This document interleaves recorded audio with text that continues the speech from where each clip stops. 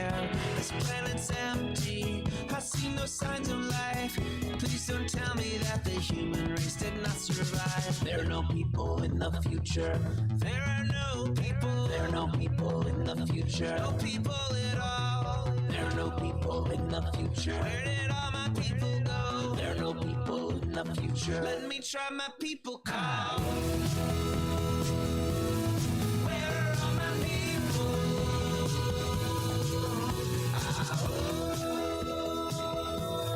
Where are all my people? I guess I'll fly away now. Hey, everybody, welcome. It is Monday, March 6th, 2023. Yes, indeed. Welcome to Raging Chicken's Out to Coop Live. This is Kevin Mahoney, creator and founder of Raging Chicken. On Out to Coop Live, we talk to progressives, activists, and troublemakers of all sorts, right from our own backyards and from across the country. You can also join us at the end of the week for our Friday Politics Roundup, where we break down the good, the bad, and the ugly in state and national politics. And you can get all our shows by subscribing to our podcast on Podbean, iTunes, Spotify, or wherever you get your podcast. You can support this show by becoming a patron for as little as $5 a month. Head on over to patreon.com/rcpress to become a patron today. But you can help out the show right now by heading over to our YouTube channel if you're not there already. Smash that subscribe button, like the stream for this show, and hit that notification bell so you know every time that we go live. And if you're picking this up on one of our podcasts, make sure you leave us that 5-star review. Give us some comments. Let other people know why you love the show. That helps other people get back to us. Yes, the algorithm rules our lives, folks, despite what Elon wants to try to... I'm just not going to go there. For more PA Progressive talk, tune into the Rick Smith Show's live stream at 9 p.m. Eastern on his YouTube channel, Twitter, Facebook, and subscribe to his podcast wherever you get your podcasts. Head on over to ricksmithshow.com for the latest across all his platforms. And you got to check out the Sisters of the Night Caucus podcast if you haven't already. The amazing PA women stirring the political cauldron behind this podcast rock the house. And they know where the bodies are buried. Make sure to follow them on Twitter at The Night Caucus. That's at The Night Caucus on Twitter. And subscribe to their podcast on Anchor, Spotify, iTunes, or wherever you get your podcast. And if you haven't heard, The Signal is a new podcast by the Bucks County Beacon. The Signal is hosted by the Beacon's editor-in-chief, Cyril Michaleko, and produced by yours truly. Twice a month, The Signal will shine a light on the right-wing extremist currents streaming through Bucks County and beyond. Cyril invites guests who can provide insight, analysis, and organizing solutions so that we can steer the community toward calmer, saner, progressive roots. Check out the show at buckscountybeacon.podbean.com or wherever you get your podcast. And we just recorded another episode this afternoon, and it's freaking awesome. I can't wait for you to hear it. And attention all you gamers out there, the Game Inn is a Quakertown-based black family-owned gaming store. They're friends of the show. They've got everything for retro N64s, latest consoles, video games for all platforms, collectibles, action figures, Funko Pops, walls of Funko Pops, literally, I kid you not. And kids get discounts when they get A's in their report cards. You can't beat it. Check out them on their Facebook page. Follow them on Twitter at The Game Inn. That's a 2 N's. Got a question about a game, look for something hard to get, shoot them a message or drop them an email at thegameinpa@gmail.com. And a shout out goes to Jonathan Mann, who wrote our intro song, There Are No People in the Future. Check out all his great stuff on his YouTube page and follow him on Twitter at @SongADayMan. That's with 2 N's, @SongADayMan on Twitter. And we can't let Paul Martino and his oligarch friends buy our schools and push extremist politics in our community. Raging Chicken has teamed up with Levelfield to launch a truly community-rooted PAC to invest in organizing, supporting local and statewide progressive candidates, and unmasking the toxic organizations injecting our communities with right-wing extremism. We're putting small-dollar donations to work to beat back the power of big money. You can get more information and drop your donation at ragingchicken.levelfield.net. Now, everybody, we're going to be off next week, but we got a great show for you when we come back. On Monday, March 20th at 7 p.m., I welcome Alan Gratz to the show. My daughter's a huge fan. Gratz is the #1 New York Times bestselling author of 19 novels and graphic novels for young readers, including 2 Degrees, Captain America, The Ghost Army, Ground Zero, Refugee, Allies, Prisoner B3087, and Ban This Book. Now, last month, the Kutztown Area School District canceled their One School, One Book program that was scheduled to read Gratz's 2022 best-selling book, 2 Degrees. It was canceled. Why? Well, because right-wing members of the school board and the community objected to the book's focus on climate change. Yep, we'll talk about his book, 2 Degrees, and the controversy. Gratz will be in Kutztown on April 15th for the Kutztown University Children's Literature Conference, and I will be there with my daughter to say hey. Be awesome. Now, tonight's show, as you know, I can go off in my little D&D world at times, folks, right? Well, tonight you're in for a treat, because this is like one of these rare moments where we bring joy and work and politics all in one space. This is like dream come true tonight. This week, I welcome Rohan Montgomery to the show. We'll be talking about his recent articles in These Times about revolt against corporate greed in the tabletop role-playing game community, specifically Dungeons & Dragons, and labor organizing by anime voice actors. Rohan's piece, Slaying the Gold-Hungry Dragon, reports on the Dungeons & Dragons community's epic victory against corporate greed. And an anime voice actor speak out, it's not kawaii when we aren't paid. How about that? Everything doesn't work out so well that way. When he dives into the organizing fights by anime voice actors for fair pay and better working conditions. Rohan Montgomery is a journalist and fact checker, and his work has appeared in the BBC, New Republic, and In These Times. Rohan, welcome to the program. Thank you so much for having me. I'm delighted to be here. Well, I kid you not when I say this is kind of like the perfect storm for me. Bringing together, I played D&D like somewhat as a kid, but I was always one of those folks that could never find a really good community to play with, right? So it wasn't until college because I really started playing. But now my kids are at the age where they're starting to play, and I get to DM for the first time. And then thinking through it, especially it's a really cool time to be doing this, especially given all the pressure being brought upon how we talk about race, how we talk about gender, how we talk about these static categories that D&D had, and all fantasy really has had a long history of problematic relationships with. And to see that stuff kind of come to the forefront at a time like this seems to be like, well, what a better time to actually be engaging with this stuff with my kids. So that's pretty awesome. And the fact that you're bringing this together with political movements and looking at kind of the fights against corporate greed and unionization is just kind of like amazing to me. So thank you for your work.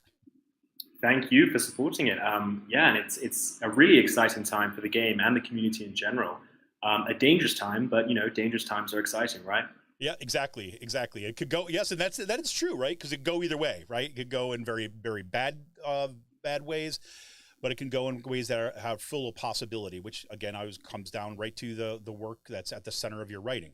So before we kind of dive into your pieces, can you talk a little bit about kind of what brought you to these, both to this specific, coverage of these areas, why you're looking at these campaigns, looking at these events, or this as kind of like a beat to write on to begin with? Yeah, sure. So last year I was a fact checker at In These Times. And as a fact checker, you kind of dabble in loads of different things, basically whatever you're told to do, which is fun. It's like, I don't know, the making coffee or buying coffee of the journalist world. And yeah, while I was there, I just came across some tweets, as you do. It's like the new journalist investigation. You don't walk the street anymore. You just sit on Twitter, which is easier, but maybe a little less mentally fortifying. And anyway, I saw some tweets about how Kyle McCarley, who was the voice of Mob in the eponymous Mob Psycho 100, which I had watched and really enjoyed, he announced that he hadn't been recast as the main character. And that sort of set off anime Twitter, as anime Twitters want to be set off, on a little frenzy of sort of people sharing things that had happened to them, people saying stuff like, oh, I did the voice for Jujutsu Kaisen 0, which made something insane like, I don't know, 150 million worldwide, 35 million in the US alone. And these voice actors were saying they got paid $150, not per hour, just full stop. And I was like, that's kind of mental. So I hopped into a call with the editors in These Times, which is a very labor-based outlet in Chicago. It has a long history of really nailing down on labor fights, strikes, organizing, union busting, all that good stuff. And I was like, hey, I know you've been looking for some more sort of culture pieces, because as much as I love labor organizing, as much as I'm sure you love labor organizing, reading the same labor organizing stories can get a bit, another strike getting broken, another group of workers getting, I'll resist using bad words, but yeah. Let's do it. Yeah.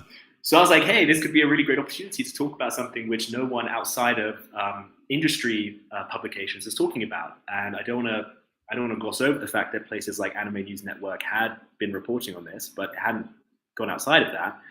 And, thus begun several months of speaking to voice actors. And the more I heard, it kind of the same with every labor story, the more you hear, the lower down your jaw drops, like you're in some kind of Looney Tunes cartoon, your tongue rolls out like a red carpet. And it was just insane. The stuff that Crunchyroll gets away with and has historically gotten away with, basically for two reasons. Firstly, because it started out as like a passion project, which is all well and good, but it kind of bakes in these really bad expectations that are fine when it's an informal, family run, we're all friends doing this for the love of the game. But once you're a billion-dollar company who has basically a near monopoly on one of the fastest growing entertainment markets in the world, it's a little less fun. And that's the second reason why they can get away with it, because Crunchyroll basically has a stranglehold on the anime market, especially since, well, this is going into further details in the piece, but safe to say, yeah, they're very, very powerful. Well, let's go into that. Let's start with this one then, because I think this is a fabulous story. Can you take us back a little bit before like Crunchyroll? Like, first of all, Crunchyroll, that's freaking awesome as a name, right? Which you can see, again, it's branded in its name, right? In terms of what it's trying to capture. And it's also given that kind of tongue-in-cheek name, one that kind of like speaks to anime, speaks to kind of like culture, to see it become this kind of corporate behemoth, which is kind of like literally like sending people to the hospital practically at times, given what their working conditions were. But can you take us back then before Crunchyroll, right? Because I think what I was really intrigued about in this piece too is that you say, look, for the longest time, anime was just not a thing in the States in particular, right? This was just not something that had kind of a lot of legs. And so you had people that were kind of doing voice acting just for the love of it, right? Because they want to do this translation. So can you walk us through a little bit that kind of trajectory? I mean, it doesn't have to be blow by blow, year by year, but how we went from there to what happens with Crunchyroll? Yeah, of course. So it's important to note first that obviously anime comes from Japan, has a much longer history in Japan, but that history has involved pretty terrible working conditions since the outset. This is even in Japan where, right there. It's much worse in Japan, worse even than here. And Japan is pretty infamous for having bad working conditions, people expected to work hugely long hours for low pay, toxic workplaces, and anime is no different. Writers, animators, voice actors, it's well known there that they suffer from pretty bad working conditions. So that's the context as anime is being imported into the States. But yeah, if you think about like the 80s and the 90s, it's a very, very niche thing in the US. It's something enjoyed only by a very select few. It has very negative connotations, shall you say, with like compared to popular culture. It's even a stereotype in the same way as Dungeons and Dragons, where if you're known as like a kid who likes anime, or dare I say a weeaboo, which is one of the more previously pejorative terms for someone obsessed with anime, you're going to get bullied for it. And then sort of out of nowhere almost, in the 2000s, it just becomes cool and everyone's watching it. And even sort of since I was in high school, like 10 years ago, even since then, it's become way more acceptable. Everyone watches anime. Mm-hmm. It's the cultural power of anime. People almost don't realize it yet, how insanely huge it is. The market's like doubling every decade or something insane. And now it's, I can't even remember the exact figure, but it's something insane, like 50 billion worldwide. It's just nuts. And that's why Crunchyroll starts as a pirate site. In 2006, I believe, some students in a university in California just set up a pirate site. And that's how many people watched anime. It's how I used to watch anime when I was younger and I couldn't afford to pay for a streaming site. And often streaming sites won't upload or won't promptly upload shows that have already aired in Japan. So people go to pirate sites and get it for free because fans will just translate it themselves. And the translations aren't always great, but you don't know any better, do you? Because, who cares? And yeah, so when I say it starts as like nothing, it really is nothing. It's like a pirate site, that's Crunchyroll. Funimation is older. It started more like in the 90s, but that's just some friends set it up. Marin Miller, who's one of the voice actors I spoke to, I mentioned in the piece that they recall visiting the Funimation office around the mid 2000s, and it's literally just a room on the second floor of like a bank building. It's nothing. Nuts. And in the sort of 10 years since then, the 10, 15 years, both of these companies just explode. As the anime industry explodes, as everyone in the US starts watching it, they were there first. So they grow with the industry. And now, to take you up to the modern day, in 2021, Funimation, which by this point is owned by Sony, or technically it's owned by Aniplex, which is owned by Sony. Right? Ultimately, it's exactly. If you unpeel the various layers, it's owned by Sony. They buy Crunchyroll in 2021 for something insane like 1.2 billion, give or take, US dollars. And there's an antitrust review. They let it happen. And there's some confusion with the branding. Funimation, owned by Sony, buys Crunchyroll, but they rebrand, or are in the process of rebranding everything as Crunchyroll. So it's still Crunchyroll, inverted commas, but it's now effectively owned by Sony, which, as I'm sure you and everyone knows, is one of the largest companies in the world. And basically, outside of Netflix, which, to be fair, does have a lot of anime content and a lot of good anime content, if you want to watch anime in the US in English, you basically have to subscribe to Crunchyroll now. Right. That's incredible. I mean, you see that. So, and what's interesting to me too as well, you say it starts in California, but there's this big Texas component, right? There's this big kind of, which is also fascinating to me in this story, in the sense Texas is one of the biggest kind of like right to work states, right? Or, right to work for less states, right? Anti-union states kind of in the country. So you have this kind of nascent voice acting community that's working in anime there. And then, so Crunchyroll sets up in Texas too as well. Is that how that works? Yeah. And the reason for why they did it is exactly as you just said. Texas is a right to work state. So the history of voice acting is, I meant to describe this in the piece, is in the same way that anime was sort of nothing, even up into the sort of 2000s, same with voice acting. All the voice actors I spoke to said when they were working in the 90s and 2000s, you just forget about it. The unions that represent actors, the Screen Actors Guild and AFTRA, they don't care about voice actors. It's the on-screen Hollywood dream. Voice acting is just something you do if you couldn't hack it and you have to make some money to pay your rent. And it's like doing commercials. It's not acting for this obscure foreign animated program for kids, quote unquote, right? Exactly. So these communities kind of form by themselves. Obviously in New York, there was a community. In Los Angeles, there was a community, which makes sense. Those were two big hubs. But Funimation actually opened its first office in Texas pretty early, in 1994, I think. The exact date's in the piece. So they had a presence in Texas for a while. And Texas also had quite a big community of anime fans.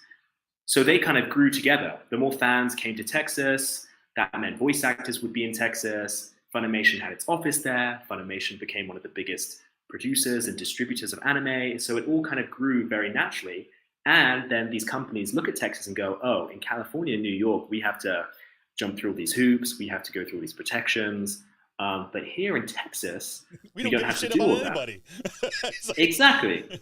Yeah, exactly. Yeah, we can do whatever the hell we want. And if you don't like it, fuck you. Especially because in Texas, there are no other voice acting opportunities, essentially. You only have what is now Crunchyroll. So if you're an actor who wants to work, even just in anime, but in any sort of voice acting, and you're based in Texas, if you piss off Crunchyroll, or more accurately, the people in power at Crunchyroll, they can just give you the middle finger and you'll be effectively out of a job. Done. And unless you can afford to move to LA or New York, and there are remote recordings now, it's becoming more common, but unless you move to LA or New York, you're kind of screwed. So what are you going to do? You're going to toe the line, right? Right, exactly. And this is also an interesting story too. You got a change that happens within the actors unions, right? When you have kind of the mergers of SAG-AFTRA, right? And then suddenly with the kind of growth of this industry, you have, I mean, it's really fascinating to see this where unions start to pay attention. And it was interesting. I told you this before the show, is like our union, ABSCUF, was on strike at the same time that we had this big SAG-AFTRA strike, especially among voice actors. And what was fascinating to see is that some of what you just described there is the kind of the cultural kind of divisions within this kind of voice acting community, right? Where you're saying, here, what are you doing voice acting? That's not real acting, right? That's a kind of random, what you're doing to pay the bills, was like mirrored by what you see in higher education, right? Within the kind of whole adjunctification of the contingency workforce. And so, we saw these kind of both parallels here. And one of the things that was interesting, and from our experience, like we were fighting, part of what we went to strike over was we were not going to a two-tiered faculty system, right? Our adjuncts are paid on scale with tenure line faculty. I mean, again, I wouldn't say it's complete equity, right? But it's certainly kind of, if you look at when I worked for AFT in Washington, D.C. for a while, I was pointed to ABSCUF as kind of like the gold standard for this. And so it was interesting, even then, with those discussions with those voice actors, the people who were organizing around this, they saw those parallels too as well, right? The difficulty of even being recognized as being worthy of attention by the unions, right? So can you tell a little bit about that story where now SAG-AFTRA starts to kind of pay attention? You have this independent organizing work that's going on?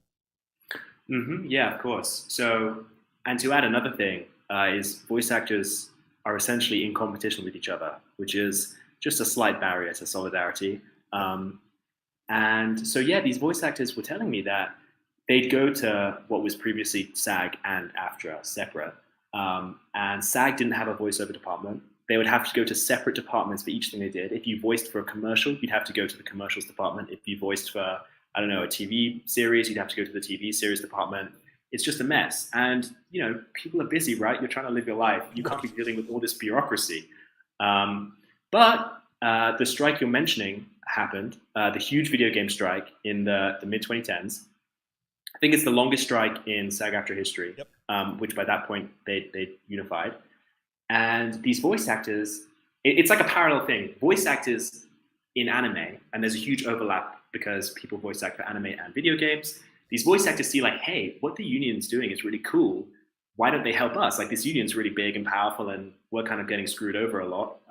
So voice actors went to the union in 2017, I believe, and said, hey, can you help us out? And the union said, hold on, we're dealing with a little thing here, which is the biggest strike in our history. Give us a second. Fair enough. And after the strike ended, SAG-AFTRA sent organizers out to the major communities, including NYC, LA, and Texas. And they did some outreach. They approached some of the major actors who, especially the ones who were known for being like pro-union, pro-workers' rights. And then on the basis of what the actors responded, they helped voice actors set up this coalition, basically of dubbing actors, CODA. And that is technically independent organization. It's a little confusing because it's so interlinked with the union. They're interconnected, they help each other. But it is a separate group which advises the union and pushes the union to basically stand up for voice actors in a way which they historically have not done. And it's great that it's one of those situations where it's really great that the union is now doing well. But there are some quotes from voice actors which I don't think made it into the piece, which were kind of like, the union has recognized that they dropped the ball and they've let the situation get so bad. So it's great that they're now helping us make it better, but we have to also recognize the fact that there's a reason why over the past 20 years, since the first promulgated contract, things have gotten so bad. So it's like bittersweet. But focusing on positives, everyone had positive things to say about the union. But in Texas, the right to work for less state, people are very anti-union. People were scared of the union, and people have also associated CODA with the union and are now scared of CODA as well. And one thing that voice actors keep saying is not to blame individual voice actors. It's not their fault because, especially in the situation in Texas, as I described, it's look, these people want to earn a living, right? They want to pay their bills, they want to support their families. So if they've been raised and fed a bunch of propaganda about how unions are going to take your jobs and move them to LA, where better voice actors are, quote unquote, where more competitive voice actors are, quote unquote, of course they're going to be anti-union. Of course they're going to be suspicious and wary and scared when a union organizer or a CODA organizer comes up to them and starts feeding them what they think are lies, basically. I thought it was fascinating to see that they were kind of getting out in front on that too as well, and kind of recognizing, look, we can't go after our own. We have to recognize different conditions in different spaces. And because I mean, it's an incredibly difficult community, I would imagine, to keep together, precisely for the reasons you're talking about. And especially since, for my understanding, I mean, you'll know better than I do, obviously, is that most of this is contract work, right? I mean, most of this is kind of like per gig, as opposed to, you know, you're not hired by a company to do all their voice acting. You're actually auditioning for pieces kind of right along the ways in order to get those parts, so that you have zero job stability. Well, probably next to zero job stability going forward. Even as you mentioned right at the onset, is you've got kind of like a star, right, in the voice acting community who's just kind of ditched, right, when becomes associated with any kind of, you know, pushing back or pressure back, or they just wanted to cut their costs. Who the hell knows? It's that permanent instability that's the marker of so much gig and freelance work, more and more these days. And, you know, paraphrasing what these voice actors told me is, it's basically permanent unemployment. You have a gig and then you're unemployed again and you have to get a job again. And, you know, almost everyone knows how stressful and difficult it is to find a job. So to do that again and again and again and again, and to be competing against the very people that you're supposed to be fomenting solidarity with, just makes it all the more difficult. You lose enough gigs to another voice actor and you have to then sit down with them in a meeting and, you know, chat shit. Like, it's difficult. Yep. Especially when you're at the mercy of these directors and producers, especially in Texas, who, if you're not pally with them, if they don't like you, you know, are they going to accept your audition? Auditioning is already a very vulnerable process. You're putting yourself out there. And if you have some arsehole who, you know, doesn't like the way you look or sound, or you made a bad joke at a party, or they hear that you talked about the union, good luck. Yeah, that just might make its way and drop it into random conversation before their audition, right? About, oh, that guy, oh, you guys are auditioning the union guy? Kind of thing. You can totally see that. And this didn't make it into the piece because it's essentially just rumors, but, you know, people have been saying that if you're known as a voice actor who has spoken with the union, or if you're known as a voice actor who's associated with CODA, then people in Crunchyroll are going to take a pretty negative view of you, and they're going to treat you differently. And by differently, I mean they're not going to cast you. Yeah, as much as that's rumors, I'm sure it's 100% true. I mean, this is that's out of the standard playbook of any kind of anti-union campaign. That's your kind of like 101 of anti-union activity, right? I mean, it's, you know, this is you go back to what you're saying. You cover labor long enough, you know the playbook, and so you know what's going on, even though there's not the paper trail that's, you know, the playbook that's out there saying, well, sometimes there is, but that's saying, you know, this is what we're doing. No, this is just how they operate, right? These folks, especially when you're talking about, you know, one of the largest, you know, tech entertainment industries or companies on the face of the planet right now. Yep. And, you know, when they don't have the pressure of government, you know, telling them what's what or punishing them, then of course they're going to do whatever they want to cut costs. And as we said, in Texas, if the people in Crunchyroll in power get the wrong idea of you, then you're screwed. At least in LA, people like Kyle, he even said himself, he has the privilege to be able to turn down jobs because he has enough work. And he's part of the union, and he has, you know, he makes his healthcare and et cetera, et cetera. But people in Texas just don't have this luxury, especially if they're trying to get into the industry and trying to break into what is a very, very competitive industry. It's just so difficult. So where do you see these things at this point now? Do they see this, folks that are kind of involved with CODA, folks that are kind of involved with some of the organizing, do they see this as kind of like at an upswing moment, right, where they're kind of seeing organizing going on, or is this just the kind of the day-by-day fight of trying to figure out a strategy for effective organizing? Unfortunately, it's more the latter. It's more of the grind right now. A lot of people I spoke to, the common theme was this frustration with not knowing how to break through what is essentially a deadlock, where if you don't have the community in Texas on your side, you can't really do anything akin to a strike. Not that they're planning it, I want to make that clear, but you couldn't do it even if they wanted to, because there's no interconnection between the various voice acting communities, and Texas is kind of very separate. So that's not really on the table. But then also it's like Crunchyroll clearly isn't even willing to have a conversation, because to be clear, that's all Kyle asked for, literally a conversation. They didn't have to promise anything. They just had to talk, and they wouldn't even do that. So it's clear that they're kind of really drawing a line in the sand, and they're sort of freaking out about this whole slippery slope of, if they even open the door to a conversation, then everything's going to come tumbling down, which let's hope it does, but they're sort of pulling up the drawbridge and hoping to God that they can weather the storm. Yeah, now this is one of the reasons why I thought, for talking about both of your articles here was kind of interesting seeing these paired together, because what we get, I mean, I don't want to jump there quite yet to the stuff on Dungeons and Dragons, but and the other model, we see the community uprising, right? We see a community around this that are fans of this, that are kind of integrated in a very different way than they are in anime. So I don't want to kind of like, make these two kind of same cult, like these are identical cultures or something like this, because it's not, but there's overlap there. There's kind of, that my point being is that, once we get the names of things out, once people start looking at Crunchyroll in a little bit of a different way, and start thinking about this in terms of the actors that are behind this, right? The labor conditions that are behind there. So like JL just commented just right now, he said, from the monopoly that Crunchyroll holds over the industry to the instability for voice actors, I never knew. This is fascinating stuff. Love the article, Rowan, and thanks for the pod, Kevin, right? And I think that's kind of like an indicator to me, right? Because people aren't necessarily clued into seeing those things together, right? But you got to say, for the same reasons that we see the rise in the popularity of D&D, the rise in the number of anime fans, like my daughter especially being one of them, right?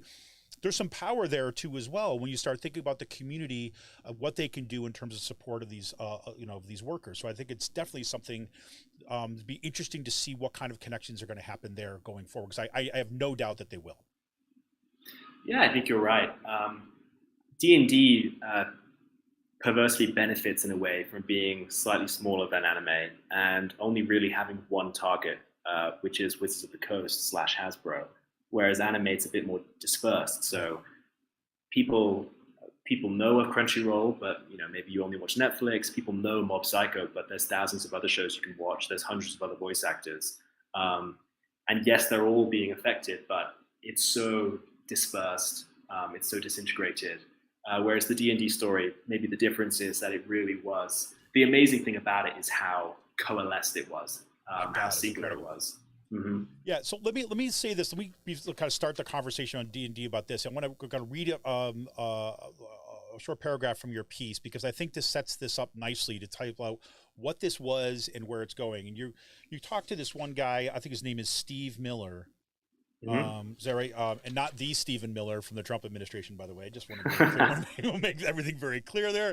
But you say, so here's what you write. So the brilliance of D&D and a big reason for its immense popularity is its openness to being shaped by players. A set of source books provide basic D&D rules, but anyone can use those rules to create their own adventure or even create new source books with modified rules. Quote, D&D has always been about your imagination, says Miller, calling the game a, quote, open community of people who collaborate to make things. As D&D grew into a cultural phenomenon, so did the ambitions of its corporate owners. So, I mean, I think seeing that coming, that sense of what this meant to the community, right? And again, like you said, for a long time was a relatively small community, right? Fairly tight-knit community, but that exploded, right, over the past several years. And I don't think, again, I know that anytime when I start mentioning D&D to like people, right, a lot of them are like, oh, nerd time, geek time, and kind of click off, right? But I think it's the same thing with anime, to begin thinking about this as like a site of corporate kind of accumulation in power and a struggle over this, as you do in this piece, just like with the anime looking at this from the perspective of labor. So can you tell us a little bit, you mentioned this already, is that, so Dungeons and Dragons, right, starts from the company that owns it is Wizards of the Coast, which is then owned by Hasbro.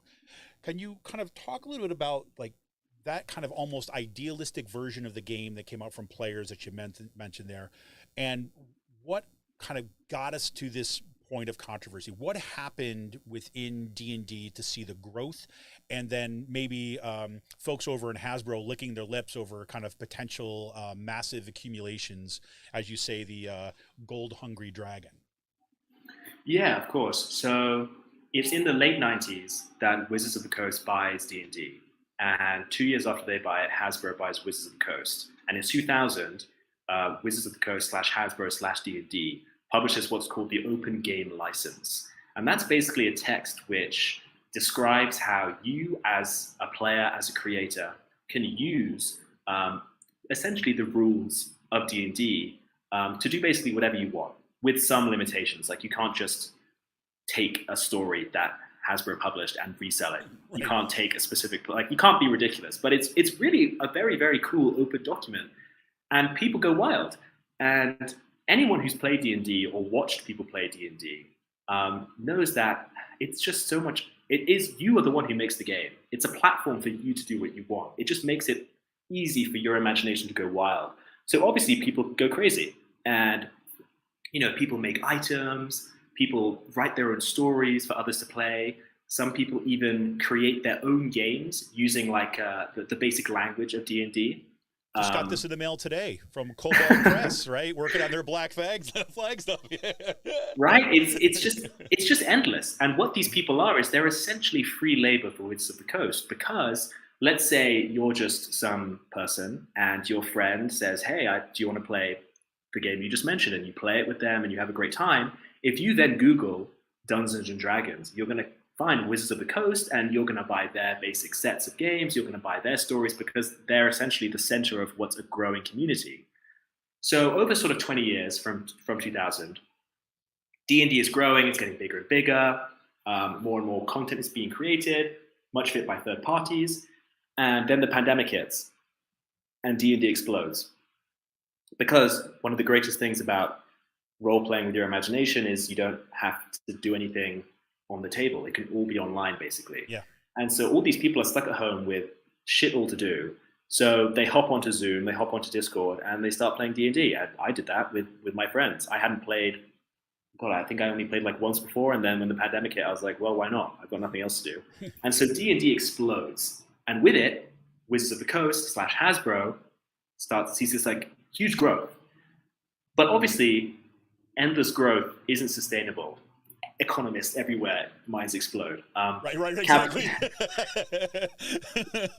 So the pandemic ends, and less people play D&D. Less people purchase D&D products. And the majority of people who are purchasing D&D products, by the way, are the dungeon masters who run the games. So in reality, even though the community has grown, it's actually only a small percentage of the community that are like monetizable. So then Hasbro's stock starts falling, and that's bad, because if the line is red and it's going down, then you're not doing your job as a sort of corporate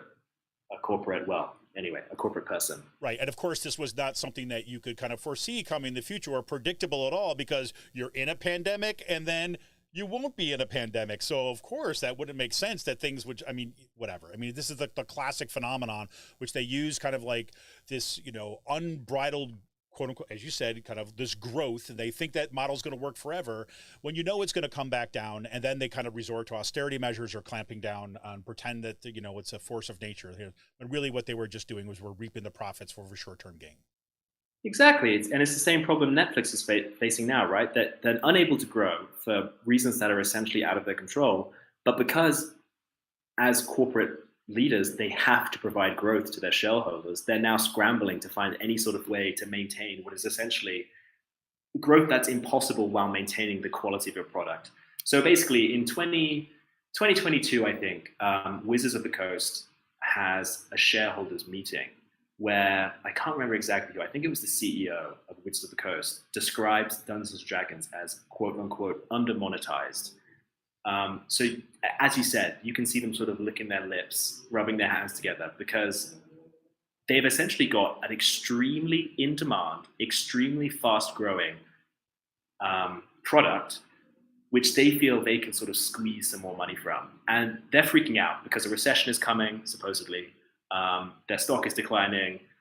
Oh shit, we've got to do something, or we're not going to have earned our six-figure payments or whatever.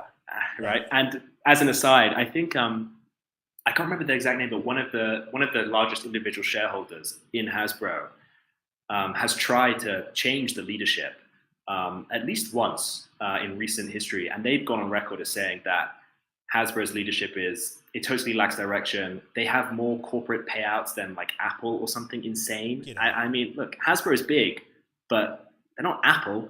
Right. So, and this is the same thing that all these third-party creators say, is there's just this money-hungry culture high up in Hasbro, when really people at Wizards of the Coast are doing it for the love of the game. It's a job, but there are a lot of passionate and really talented and intelligent and great people there. So what happens is some of these talented and passionate people start hinting to third-party creators as early as 2021, I think, late 2021, that there are some changes afoot. There are some alarm bells ringing that the OGL is in danger. But basically, no one believed that it would be totally struck down, because it described itself as a perpetual agreement. Can you legally deauthorize a perpetual agreement? Kind of tricky, right? So eventually, long story short, January 4th, I believe, a source leaks a draft of a new game license to Linda Codega, who's an amazing journalist at IO9. It was a great story too. That was an amazing story. Yeah, they've done some really amazing reporting, and if you want like super in-depth details, check it out. It's linked in my piece. And basically, the new game license is a total shit show. It deauthorizes the old one. Creators have to report all their earnings. They have to like log everything they create. When they create stuff, they have to like obsessively footnote everything. And these third-party creators are talking to me. They're like, we're not rich. We're just sort of people who are doing this. Like, we're making a living, but you sort of go on Kickstarter and you raise enough money to make your product. If we have to spend however many more hours going through and adding, like, this isn't an academic essay, right? This is meant to be fun for people to read. They don't want to be paging through footnotes and different colored fonts, was another thing Hasbro suggested to like delineate different types of content. And sort of the real thing beyond all the money was these people are like, what the hell? We've spent 20 years essentially growing your IP for free. Yeah, okay, we made a bit of money doing it, but that's because we did the work, right? I mean, talk about the means of production.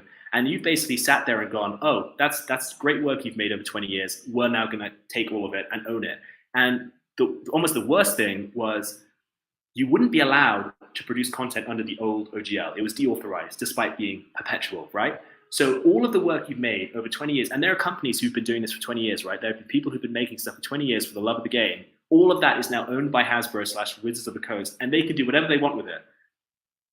It's unbelievable. And then the kicker on top of all that, as you put it here, right, it says in that document, right, they would claim rights to everything that you made forever. Right? Yeah. Unbelievable. Yeah, it's just, and it was almost a benefit how ridiculous it was. So one of the people I spoke to even said this. They were like, okay, look, if Wizards of the Coast / Hasbro had said, hey guys, we've had a great time over 20 years, but we need to make some money, so we're going to put a sort of 2% tithe on everything you make, 2% tax. Yeah, people would have been annoyed, but like, it's 2%. It's fair. They've been very generous with their IP for a long time. Fine. But it was just so ridiculous. 25% of all earnings over 750,000. I mean, I spoke to creators who were like, look, you can make a Kickstarter and earn, 800,000. And then with the tax, you'll be losing money because it's based on revenue. So people are like, okay, first of all, we're not paying you 25%. We won't make any money doing this anymore. And we can't even do it, even if it wasn't motivated by profit. We're not going to do it for the love of the game, because we're not going to own what we've created anymore. You're just going to take it and make even more money by licensing it yourself. So, I mean, what the hell? So then, obviously, people are freaking out. And Wizards of the Coast does potentially the stupidest thing and doesn't say anything while everyone's freaking out. And some of the biggest third-party creators, like the creator of Pathfinder, which is one of the biggest alternative game systems, they come out and say that they're basically going to try and move away from the OGL and Wizards of the Coast content altogether. Well, the crazy thing, too, is in Pathfinder, right, was formed by people that were from Wizards of the Coast that bolted from the company the last time they tried to do this kind of nonsense, right? Even changed the OGL kind of initially back in the day. And it's like, and so that's where Pathfinder came from, right? And so you think there's zero historical memory here too as well. But yeah, I mean, you're exactly so. Okay, screw it. Then we're just going to develop our own systems, and now you've got an entire community that's looking for some place to bolt to. And they recognize that. I mean, it's like Noah Downs, who's a really intelligent lawyer who I spoke to, who works with a lot of D&D creators. He said is that there's no chance that Hasbro didn't sit down with their own legal team and discuss the kickback that they were going to get. And as we said before we started recording, they had corporate arrogance, right? They thought, yeah, some people are going to complain, but we'll wait it out. And they even tried to do some sneaky shit. They were approaching creators individually, sometimes under NDAs, to try and get them to sign on to. Some people suggested that the biggest creators were getting some sweet kickback deals, but I don't know if that's confirmed. But they went about it sneakily. It got leaked because, like you said, there are people in Wizards of the Coast who are genuinely passionate about the game. More of them came forward over the following week since the leak. The community freaked out. They tried to do some damage control. It wasn't good enough. And I think they basically realized, like, holy shit, we have really screwed up here. The only thing we've got to like save this however we can. So they dumped it all on the Creative Commons. Yep. And that's great. But why did we have to get to that point anyway? That's what the community's saying. It's like, it's fantastic that they've done this. We never would have expected them to do this. They can't take it back, which is good. But everyone's wary now, right? Because what if they try and do it in the future? Like you said, historical memory is not known for being long in any corporation, and especially not at Hasbro. So let's organize together to prevent it happening in the future. 100%. And right now you have like I said, with Kobold Press, you have them with their kind of the Black Flag initiative, which they're going to start with kind of completely open and kind of available for everyone on the model of what the open game licensing was. You see same thing happening with Pathfinder, right? You have Critical Role, right? Which basically you might as well say, I mean, Critical Role was what launched, right, all the tabletop role-playing game on kind of online to viewers, like people like me, right? I mean, without Critical Role, I mean, somebody else would have come, right? But I mean, Critical Role was that they laid all the stuff out, and Critical Role is like, yeah, we're working on our own system now because this is kind of messed up, When even Critical Role, who is, very careful, right, about protecting their own brand and very careful about not wanting to piss off Wizards of the Coast too much, even then, when they start kind of coming out and kind of hinting that they're developing their own system and in response to this, I mean, I could imagine at this point, Hasbro is just like, oh crap, we're not just going to lose our revenues here. We're going to lose the game. We're going to lose everything, right? Because you have a community that's, and again, I don't know how realistic that is, but I mean, you have a community that's kind of intent. If we don't do something really serious here, then we don't do something, then we're just going to have to do it. And it almost felt like this was kind of like just a kind of reaction, right? Okay, shit, no, it's all yours. It's all yours. Oh my God, yeah. There was some serious blood vessels being burst, I bet, in some boardrooms over that week. I mean, just the chutzpah, the greed, the arrogance to think that they could get away with this. It almost benefits the community. Obviously, it wasn't good that it happened, but one source I spoke to even said that, like, before this whole thing, people had spoken about maybe creating an association, sort of get third-party creators talking to each other and working together to sort of improve their conditions. But people are like, why bother? Everything's fine. But this was seriously like, if you really, if you wanted to do one thing to make people join together, it was this, right? It was doing the stupidest thing they could have done. They bit off way more than they can chew. And yeah, even though they've done some really impressive damage control by corporate standards, it's too late. Yeah, the can of worms is opened. Creators are in the process of forming an organization. What one of them said, what I legally cannot call a union. They're forming an association so that if Hasbro, or maybe I should say when Hasbro, attempts to reverse the decline in their stock prices again in the future by doing something similarly stupid, there'll be more procedures in place, or there'll be more of an institution in place to stop that. Because when you don't have an institution, like with anime workers in Texas, it's way more difficult. Yeah, I would love to see a kind of a union come out of this, right? And I'd love to see even even, I mean, the community is already pretty tight, but to see even the community organizing around this as well, kind of like I was mentioning with the anime community, so where it's just kind of like still kind of scattered all the way, not as concentrated as we see with D&D, but it's pretty amazing. JL also says, corporate greed attempting to seize the fruits of people's love for the game, disappointing but not surprising anymore. Talk about shooting yourself in the foot too. Glad there was so much kickback. And then Obed Rios Ruiz says, honestly, I am shocked by all this information. Once again, reason why I wanted you on the show. And that is the common theme in everyone I've spoken to about this, is they're kind of like, oh, D&D, yeah, I know what that is. And then you tell them more and more and more, and they're like, what the hell? Right. And suddenly it goes from like, you know, kind of suburban white kids in a basement to like, holy crap, you're talking mega corporate greed and kind of organizing, right, to maintain something that is kind of, you know, a collective phenomenon in many ways.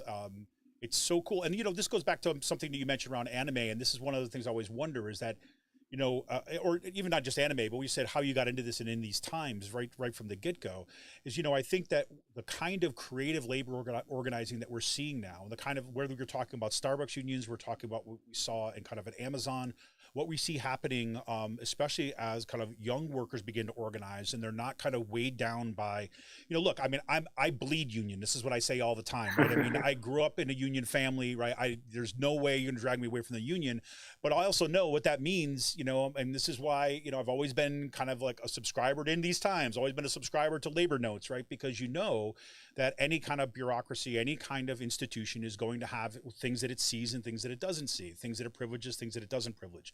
And what I see right now with the organizing, you know, happening, like I said, with Starbucks workers and Amazon it's starting to change the way we begin to see labor. And I see what's happening in these cultural spaces, right, which are usually kind of set off into like, okay, these gamers that are over here or these kind of anime actors over here, starting to kind of, you know, especially since these are corporate megaloths, you know, I mean, once you start to see them in that sense, you got to say the question, okay, how do we maintain this? How do we kind of care for those things that we love? How do we actually create a space where, you know, we're going to kind of, you know, rip this back from their greedy little paws, if we put it like that.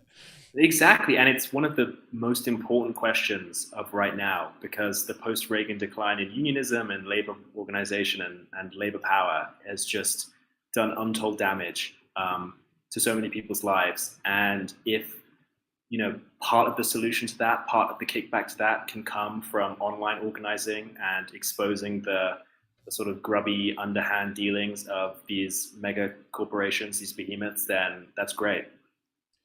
Yeah, fantastic. Well, listen, Rohan, I kept you longer than I promised to keep you, but I mean, like I said, I love your work. I'm so glad you're doing this work. I'm so glad to see it in these times, especially because it's bringing together those. I mean, like you said, as amazing as we saw some of the reporting that was happening what happened in anime and D&D. A lot of that was kind of niche publishing that, you know, was consumed by people, not for the broader public. To see this being brought into the labor space, right, and into the kind of movement space is absolutely fantastic. So I appreciate all your reporting, and I can't wait to see what else you got coming down the pike. That means a lot. And hey, time flies when you're having fun, right? Yes. Great Indeed. discussion. Indeed. All right, everybody. All the information on how you can get access to Rohan Montgomery's work is in tonight's show notes. Make sure you go give them a read if you haven't already. We got kind of clicks to follow him on Twitter. Make sure you're going to follow him on Twitter. It's Rohan Montroro. Did I get that right? Montroro on Twitter. Right. Again, links for that in tonight's show notes. Make sure you follow him on Twitter. Make sure you read his stuff and share it widely. And, you know, I hope you take the questions posed by these pieces and what's happening in these kind of quote unquote cultural spaces to heart, and kind of, you know, protect and organize around those things that you love. So thanks again, Rohan, for coming on tonight. I appreciate it. Thanks so much for having me. All right, everybody, this is Kevin Mahoney, creator and founder of Raging Chicken. We're just about out of here. Remember, we're off next week. But then next week then on March 20th, we'll be back with Alan Gratz. Yep, we'll be talking about his book, 2 Degrees, and why it gets banned over in Kutztown. See ya!